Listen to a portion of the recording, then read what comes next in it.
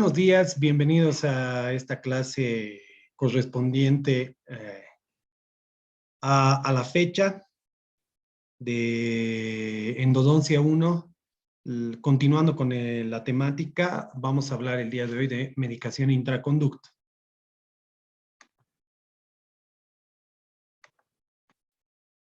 La medicación intraconducto es uno de los pasos muy importantes en el tratamiento endodóntico. Se da por diferentes causas y nos va a ayudar mucho en el procedimiento del tratamiento endodóntico, sobre todo en los casos de necropulpectomías, en los cuales necesitamos nosotros una reparación de los tejidos perirradiculares cuando existen algún tipo de lesión. Entonces, no es un paso que debemos dejar de lado, es un paso en el cual tenemos que prestarle mucha importancia para poder manejarlo correctamente. Los tratamientos endodónticos en la actualidad sí tienen un porcentaje alto de éxito, ¿no? Aproximadamente de un éxito va más o menos del 90%, pero sí puede existir algunos fracasos en los tratamientos endodónticos y estos se deben generalmente a la variabilidad anatómica que existe, ¿no? Hablamos mucho en los diferentes paralelos sobre esta variabilidad anatómica, sobre cómo trabajar esta variabilidad anatómica, cómo desinfectar esta variabilidad anatómica, pero gracias a que existe esto, puede existir un fracaso endodóntico. Es un paso el cual nosotros tenemos que tomar en cuenta y no debemos dejar de lado los diferentes principios biológicos que existen en la endodoncia, ¿no? Los diferentes pasos que nosotros debemos seguir. Para la medicación intraconducto existen algunos parámetros a tomar en cuenta, sobre todo en los casos de biopulpectomías y en los casos de necropulpectomías. Suele ser totalmente diferente la medicación intraconducto en ambos casos, ¿ya? Las biopulpectomías son piezas vitales, por lo cual el tratamiento estaría recomendado ser en una sola sesión, hacerlo en una sola sesión, porque esa vitalidad pulpar presenta sí una inflamación, ¿no? De la pulpa, una pulpitis irreversible sintomática, por ejemplo, sí hay una inflamación pulpar, ¿no? Pero está con vitalidad.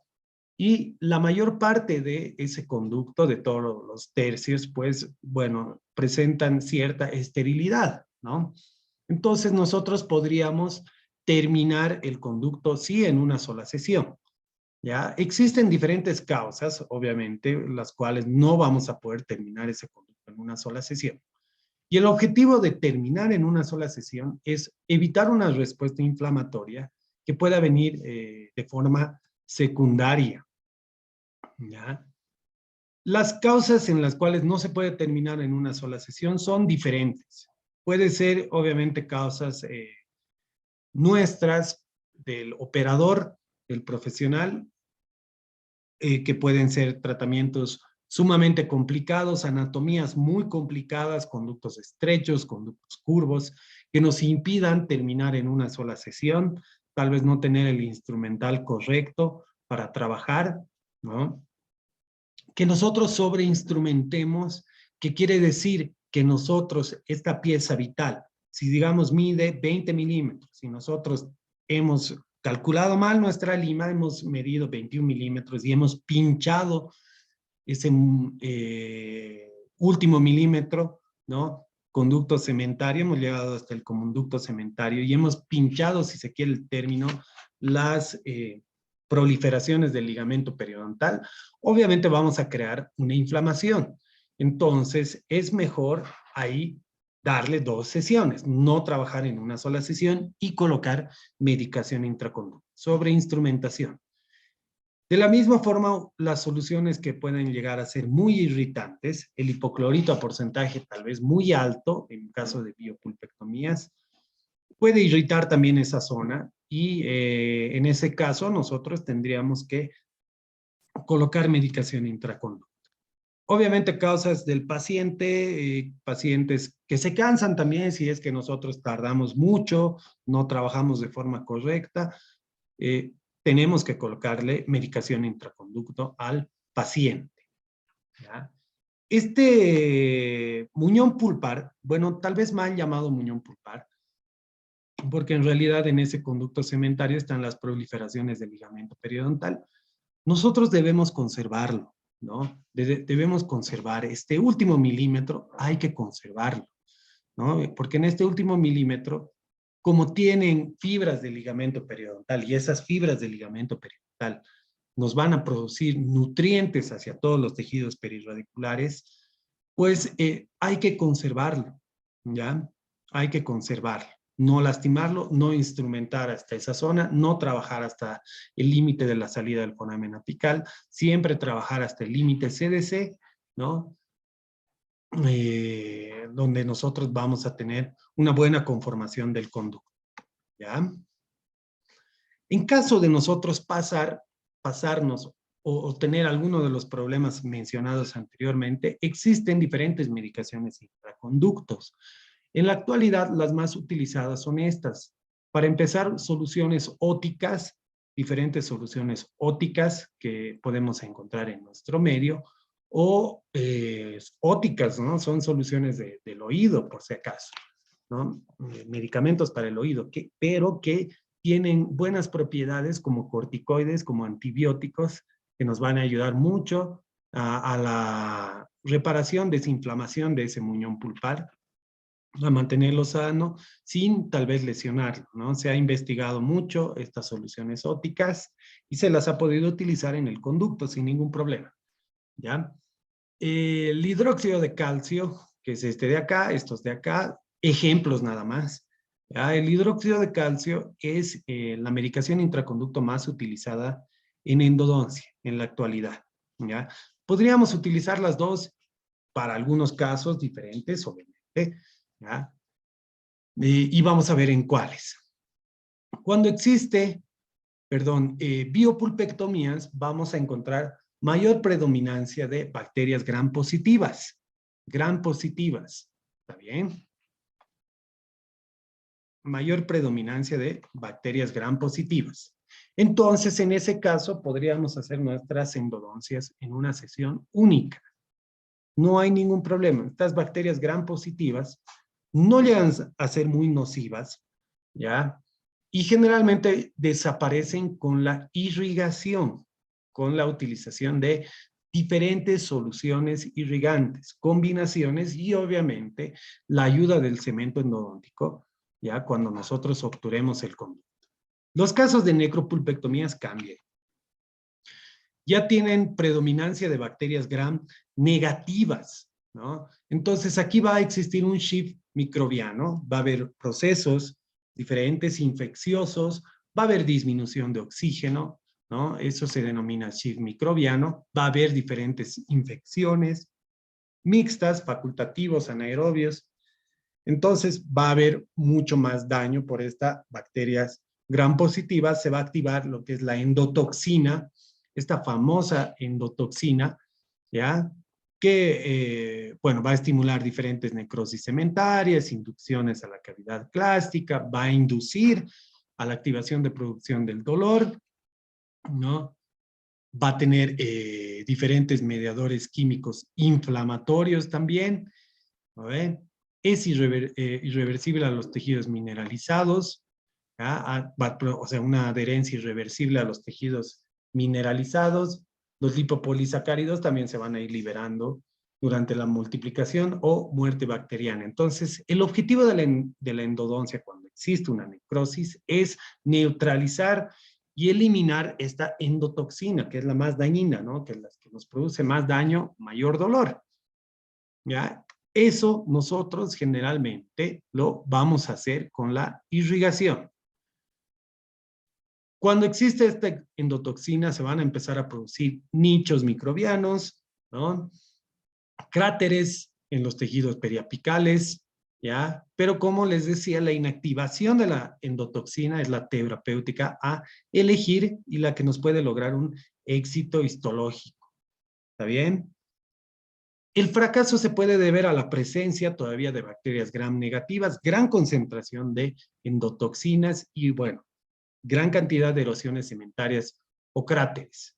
Ahora, ¿cómo se combate o cómo se neutraliza esta endotoxina o los diferentes microorganismos? Lo principal es la irrigación. Este tema de medicación intraconducto es un complemento a la medicación, pero bueno, lo principal es el tema que hemos visto anteriormente con el doctor Mauricio, la irrigación del sistema de conductos radiculares. ¿Está bien?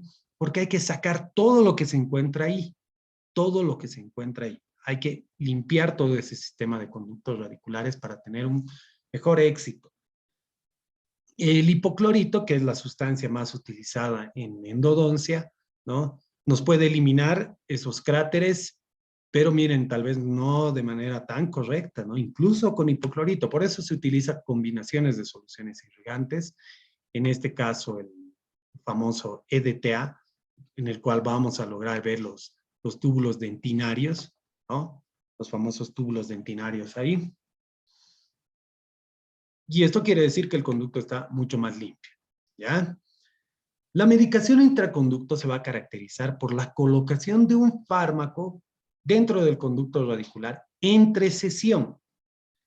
¿No ve? Yo trabajo una sesión, les voy a poner un ejemplo, y cuando empezamos la endodoncia generalmente no hacemos en una sola sesión, ¿no? Hacemos diferentes sesiones. En una primera sesión yo hago mi apertura, la extracción del paquete vasculo nervioso y coloco una medicación intraconducto.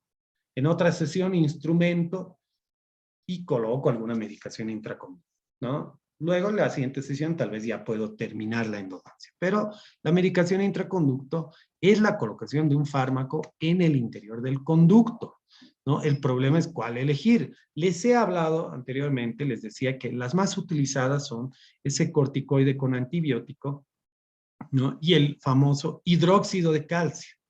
Pero hay muchas medicaciones intraconducto y hay muchas medicaciones intraconducto que en la actualidad no se utilizan y hay que tener mucho cuidado con ellas, pero tenemos que mencionarlas. Vamos a hablar en esta clase de ellos, por ejemplo, el formocresol, el famoso paramonoclorofenol camforado, el tricresol formalina, ¿no?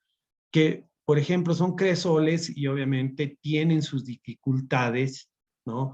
Sus irritantes hacia los tejidos perirradiculares y muchas veces muy peligrosos para la salud. Entonces, son medicaciones intraconductas que hay que evitarlas. Pero es importante que ustedes sepan que existen porque, bueno, en algún momento o en algún consultorio se pueden topar con estas medicaciones intraconductas y tienen que saber que es mejor no utilizarlas. El hidróxido de calcio, clorhexidina, se puede utilizar como medicación intraconducto o, bueno, los corticoides con antibióticos. Una buena medicación intraconducto tiene que ser bactericida, tiene que ser inocua a los tejidos perirradiculares o periapicales y tiene que tener buena tensión superficial. Eso quiere decir buena penetrabilidad para que llegue a todo el sistema de conductos radiculares. El famoso formocresol está compuesto de formaldehído y cresol, ¿ya? Es evidentemente un germicida potente, ¿ya? Llega a ser efectivo contra anaerobios, pero puede producir una extensa necrosis de los tejidos periapicales. Entonces, no es recomendable utilizar más formocresol.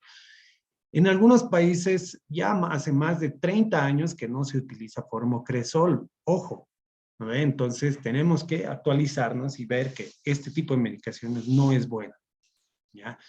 Nuestro medio lamentablemente se utiliza sobre todo en lugares tal vez muy lejanos, en centros de salud tal vez de provincia, más lejanos, y hay que tratar de no cambiar eso, ¿no? Ya no utilizar este tipo de medicaciones intraconductas que le pueden hacer daño al paciente.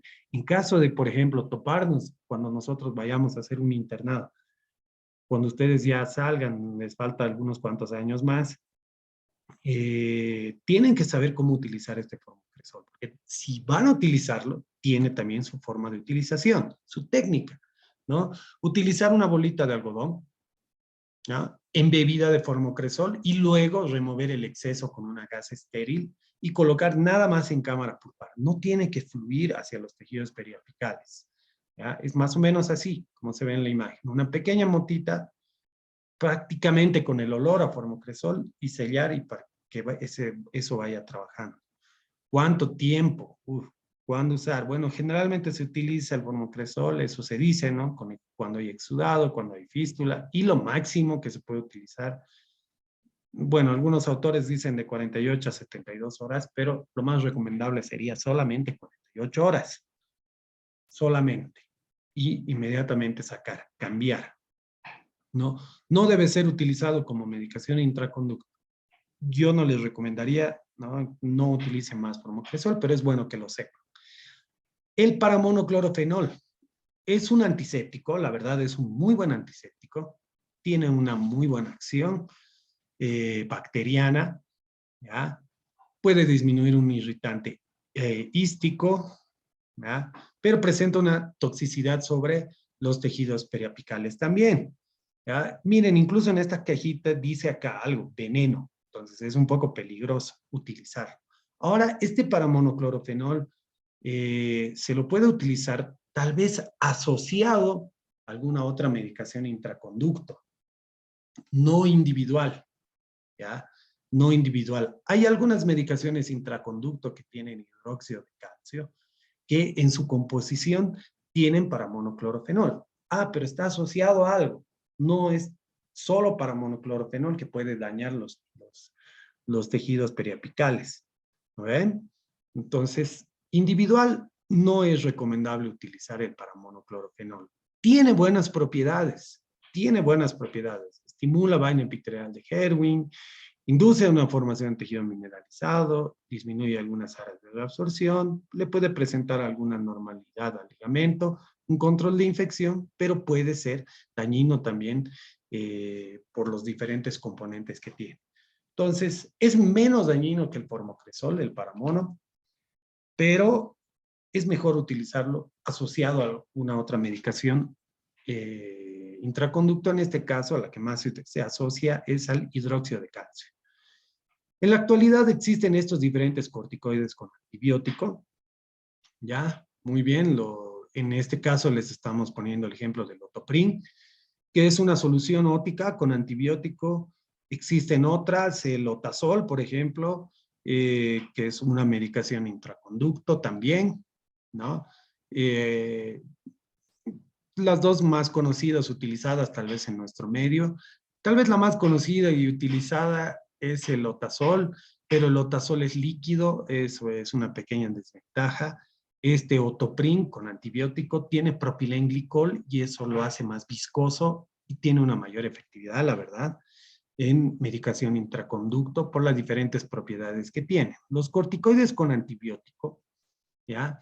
Tienen estos componentes, sulfato de neomicina y sulfato de polimixina B, que son efectivas para diferentes bacterias, gram positivas, gram negativas, ¿ya? Pero este tipo de medicación, el corticoide, se lo puede utilizar en los casos de piezas tal vez vitales, ¿ya? No es recomendable para los casos de necrosis, ¿está bien? Va a ser otra medicación mucho más efectiva, ¿ya? Entonces, mejor en piezas vitales. O en esos casos en los cuales yo no he terminado de instrumentar correctamente, ¿no? Pues coloco una motita de Otoprin dentro de cámara pulpar para continuar la próxima sesión. También, mejor biopulpectomías, ¿ya? Tiene una preservación del muñón pulpar, bueno, llamado antiguamente o mal llamado muñón pulpar. Tiene una vida útil larga, hidrosoluble, buen poder de penetración hacia todo el sistema de conductos radiculares y es fácil remover, muy fácil remover, ¿sí? Y sobre todo va a trabajar muy bien en esa zona, va a reducir una inflamación. Aquí se dice, igual, ¿cuánto tiempo usar? Siempre las recomendaciones van a ser de 48 a 72 horas o como dice acá, un máximo de 7 días, máximo, este corticoide con antibiótico. Ahora sí, experiencia personal, he tenido algunos casos que se han quedado mucho tiempo con este corticoide. La verdad no ha producido casi ningún problema, pero es bueno siempre seguir las recomendaciones de los diferentes estudios que nos dicen máximo 7 días. Esta otra medicación intraconducto es la más utilizada y llega a ser la más efectiva. ¿Está bien? La otra nos ayuda mucho, pero esta sí es mucho más efectiva. El hidróxido de calcio, que tiene diferentes propiedades, como su pH de 12.5, un efecto antimicrobiano encargada de la liberación de iones hidroxila, un efecto mineralizador, que es la activación de la fosfatasa alcalina. Muy, muy bueno el hidróxido de calcio. Generalmente viene así, ¿está bien? Vienen mezclados, eso sí es cierto, casas dentales, algunas ya los vienen mezcladas las medicaciones, pero a veces ya hacen un poquitito más cara. Igual podemos preparar nosotros nuestro hidróxido de calcio en polvo sin ningún problema. Como les mostraba, viene así. Nada más tenemos que conocer cómo preparar el hidróxido. El hidróxido tiene diferentes propiedades: neutralización del pH ácido, antibacteriana, liberación de calcio, antiexudativo, ¿está bien? Es un antiséptico muy fuerte, va a producir o inducir a la remineralización de la dentina por el pH que éste presenta, ¿ya? Antiséptico, compatible tisular, capacidad de inducción de tejido mineralizado, tiene muy buenas propiedades. Es la medicación intraconducto elegida para los casos de necrosis. Necrosis, abscesos, ¿está bien? Siempre tiene que ser hidróxido de calcio, no corticoide. Corticoide, biopulpectomías podría ser, ¿no? ¿Está bien? Ahora, lo más importante es con qué vamos a mezclar, porque viene en polvo. A ver, ¿con qué? ¿Con qué tipo de vehículo? ¿Con un vehículo viscoso, con un vehículo acuoso, con un vehículo oleoso? Entre los vehículos acuosos,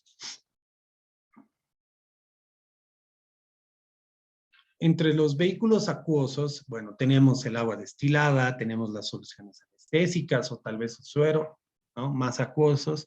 Entre los viscosos tenemos polietilenglicol 400, propilenglicol, tal vez la más conocida. Y vehículos oleosos, bueno, el aceite de oliva, ¿ya? Que es parte de los vehículos, es un vehículo, obviamente que se está estudiando de mejor manera, pero bueno, nosotros tenemos que elegir entre con cuál vamos a mezclar. Y la mejor medicación intraconducto, bueno, el hidróxido de calcio, se lo mezcla con un vehículo viscoso, viscoso, ¿ya? En este caso sería el propilenglicol, el vehículo elegido para la mezcla del hidróxido de calcio. ¿Qué hace un vehículo viscoso? Y el objetivo del hidróxido de calcio es que con ese pH libere iones hidroxila. Estos iones hidroxila se van a pegar a las bacterias, van a destruir las capas de las bacterias y las van a ir eliminando. ¿Está bien? Entonces, el vehículo viscoso, como el propilenglicol, hace que esa liberación de iones hidroxila sea cada vez mayor, o sea, dure mucho más tiempo, ¿ya? Que es diferente con un vehículo acuoso. Esa liberación de iones hidroxila con un vehículo acuoso va a ser buena hasta cierto tiempo, pero luego empieza a bajar. En cambio, con un vehículo viscoso, la liberación de iones hidroxila se va a mantener fuerte por un tiempo bastante largo. Entonces, es mucho mejor utilizar un vehículo viscoso. Y en este caso, el mejor ejemplo sería propilenglicol. ¿Está bien? No es malo un vehículo acuoso, no es malo, pero el mejor y el más utilizado siempre es un vehículo viscoso. ¿Ya? Propilenglicol, ahí está, el más utilizado. Como dice acá, disociación del hidróxido de calcio va a ser muy rápida con agua, con suero, con vehículos acuosos, pero va a ser lenta con propilenglicol, con glicerina, incluso con aceite de oliva. ¿Está bien? Incluso aquí, miren, para monoclorofenol, también es una asociación, ¿ya? Como les decía, individual no es bueno utilizarla, es mejor utilizarla con una medicación intraconducto, en este caso el hidróxido de calcio. ¿Está bien? El hidróxido de calcio con propilenglicol o polietilenglicol 400, cualquiera de las dos, ¿no? Más en nuestro medio vamos a utilizar propilenglicol. nos va a producir extensas masas de tejido mineralizado, ausencia del filtrado inflamatorio, gran cantidad de fibras colágenas, normalidad del ligamento periodontal,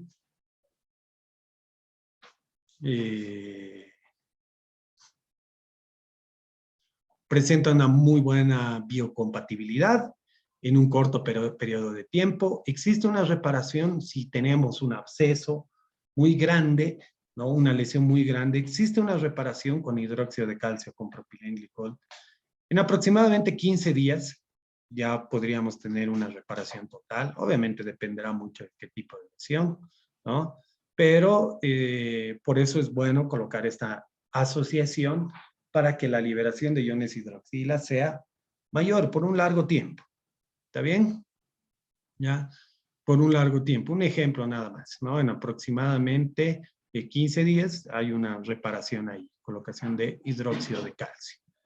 Otra medicación intraconducto que sí se ha hablado mucho y se ha utilizado es la clorexidina. No es mala la clorexidina como medicación intraconducto, no es tan utilizada como las anteriores dos, ¿no? Como el otoprin y el hidróxido de calcio con propilenglicol, pero no es una mala medicación intraconducto. Tiene sobre todo esta propiedad, la clorexidina, que se denomina sustantividad, ¿ya?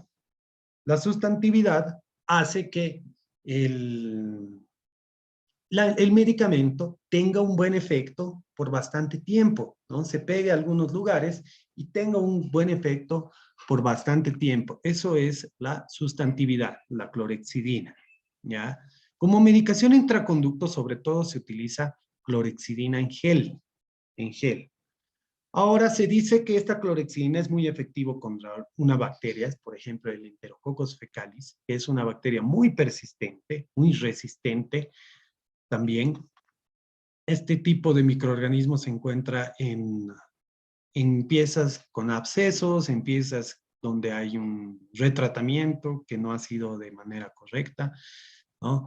Entonces puede ser muy efectiva sobre el Enterococcus fecalis. Entonces por eso se le ha estudiado bastante y se le ha utilizado.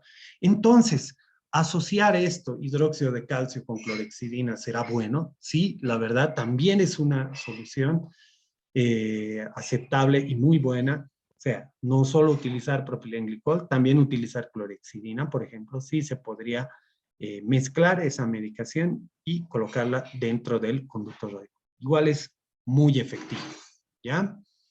Bueno, gracias a todos, les agradezco mucho por haber prestado atención a esta clase. Medicación intraconducto es un, como les decía, un complemento a nuestro tratamiento muy importante, ¿ya? Saber qué medicación utilizar. Cualquier duda, consulta, lo pueden realizar en nuestra práctica de los diferentes paralelos y obviamente vamos a ir despejando de manera más detallada todas las dudas. Muchas gracias. Que tengan buen día.